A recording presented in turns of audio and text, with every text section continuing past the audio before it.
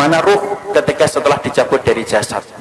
Maka kalau kita membaca dalam satu riwayat dari Bara' bin Azib, kita akan menjumpai ruh itu kalau dicabut dari jasad, maka kita harus paham, malaikat itu Pak, kalau akan mendapati orang itu meninggal dunia, maka para malaikat itu akan datang serombongan.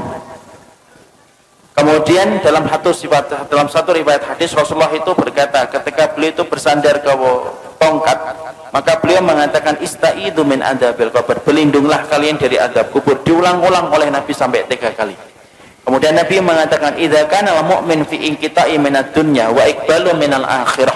Seorang mukmin itu kalau akan meninggalkan dunia dan datang dalam urusan akhirat, nazala ilaihi malaikatun minal malaikah, maka akan datang serombongan para malaikat-malaikat. Kalau yang didatangi itu adalah orang yang beriman, yang datang malaikatur rahmah bersama dengan malaikat maut. Malaikat yang mencabut nyawa, penamaan yang benar bukan malaikat Israel, tapi penamaan yang benar itu malaikat maut. Dia datang serombongan bersama dengan malaikatur rahmah. Para malaikat kemudian di mana? Fajalasu inda mudil basar. Para malaikat itu duduk sejauh mata orang itu ketika memandang. Makanya orang kan kadang-kadang kalau mau meninggal dunia begini. Itu bukan melihat tatapan kosong, tetapi dia melihat sesuatu yang tidak pernah dia jumpai seumur hidupnya. Mana malaikat itu kalau yang akan dicabut adalah orang yang beriman, malaikat itu akan membawa 2 barang. 1, kafanun min akfanil jannah, kain kafan dari surga. 2, hanutun min hunutil miski, dan yang kedua itu akan membawa minyak wangi yang diambil dari surga. Setelah kemudian duduk sejauh mata memandang, yang akan datang, yang turun 1, malaikat maut di atas kepalanya. Setelah dicabut semuanya sempurna, malaikat maut selesai tugasnya. Kemudian diserahkan kepada malaikatur rahmah. Kalau dia orang yang beriman, dibalut sama kemudian kain kafan yang diambilkan dari surga, diberikan minyak wangi dari surga. Itu loh Pak, masalah pakaian itu saking pentingnya. Ruh itu aja masih dikasih pakaian. Makanya orang kalau sampai ngeremehin aurat itu kebangetan, karena ruh saja ditutupin. Itu kemudian bagaimana dengan kain kafan yang diambil dari surga, ditutup dengan kain kafan dari surga.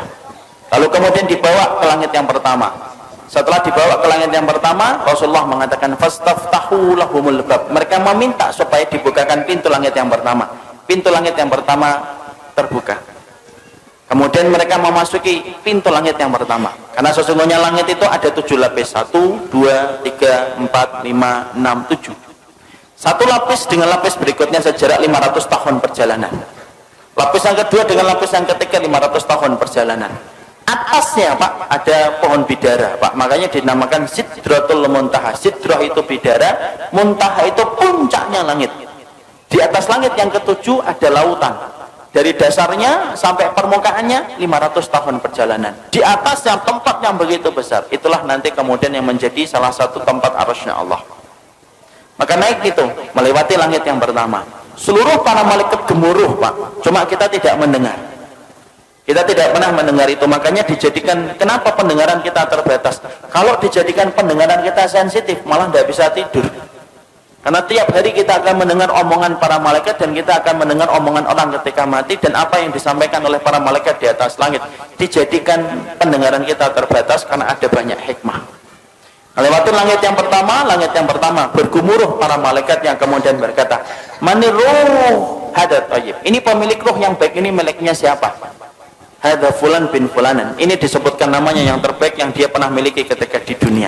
Seluruh malaikat menyambutnya. Naik ke langit yang kedua, minta dibukakan pintu langit yang kedua, dibukakan. Terus sampai akhirnya menembus langit yang ketujuh. Ketika meminta untuk dibukakan pada langit yang ketujuh, maka Allah berfirman, sesungguhnya aku menciptakan dia dari tanah, aiduhu ilal ardi, kembalikan dia ke bumi, maka disitulah aku menciptakan, dan disitulah kemudian aku akan membangkitkan kedua kalinya. Akhirnya para malaikat kemudian membawa ruh itu, kemudian ketemu dengan jasadnya yang sedang dibawa oleh para pelayat ke area kuburan. Maka kemudian bertemulah kemudian jasad itu dengan ruh. Ya, jasad ini masih dipakai? Enggak, ini sudah selesai.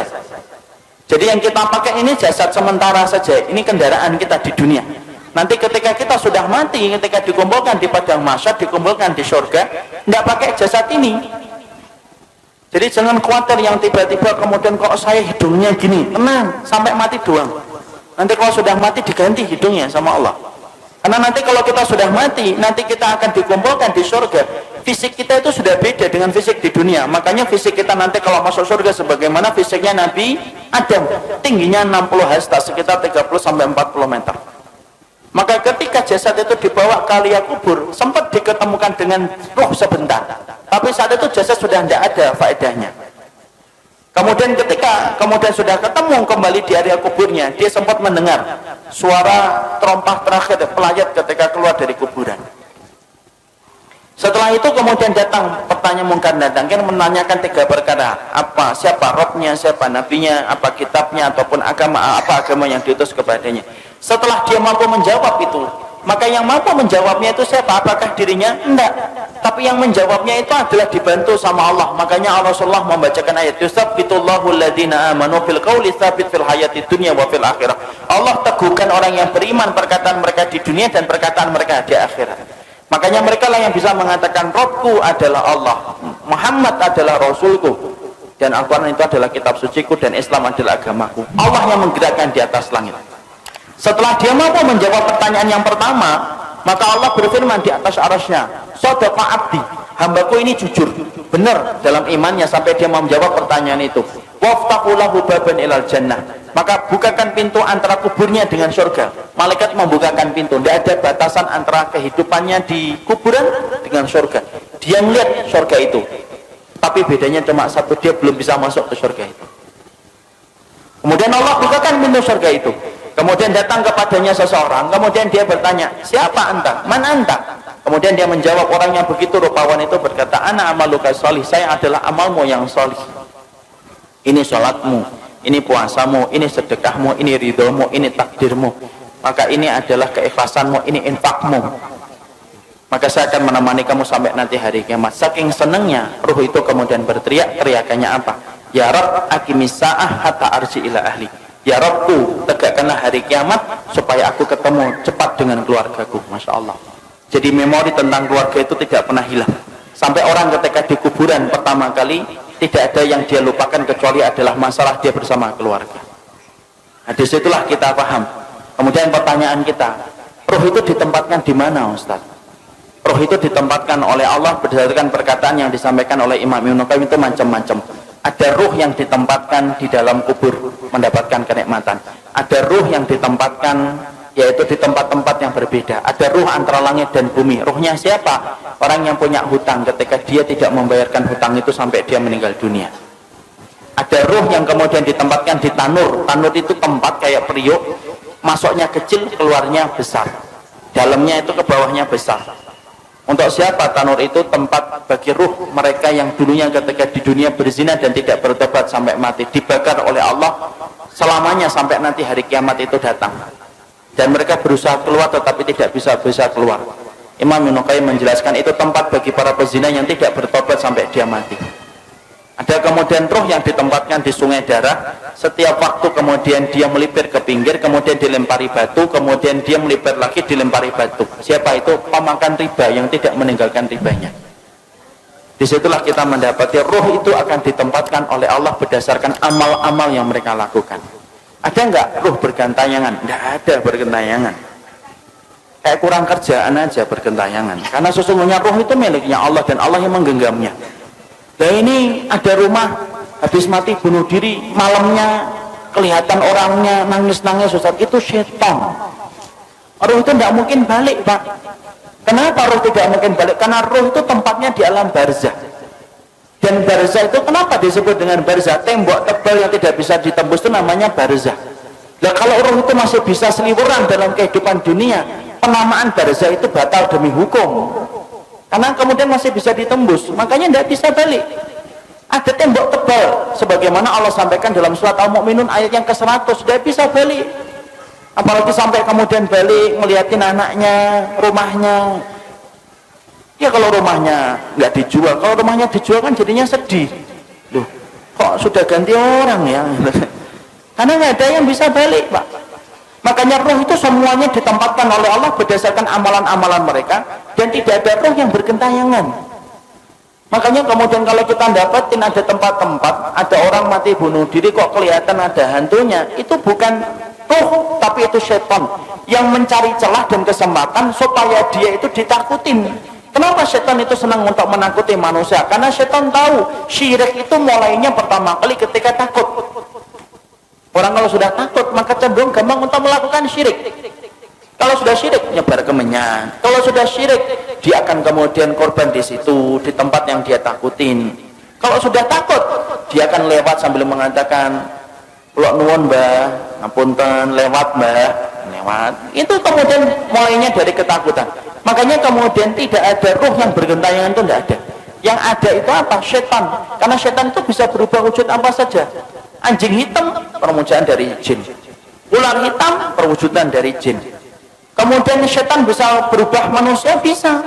Makanya kita dapati ketika Nabi mau dibunuh, siapa yang memberikan saran mengumpulkan 10 pemuda untuk membunuh Nabi Muhammad? Itu setan dalam bentuk manusia. Karena setan itu bisa berubah apa saja, Pak. Dan dia bisa menjadi hantu untuk menakuti manusia. Tetapi roh itu tidak bisa bergentayangan.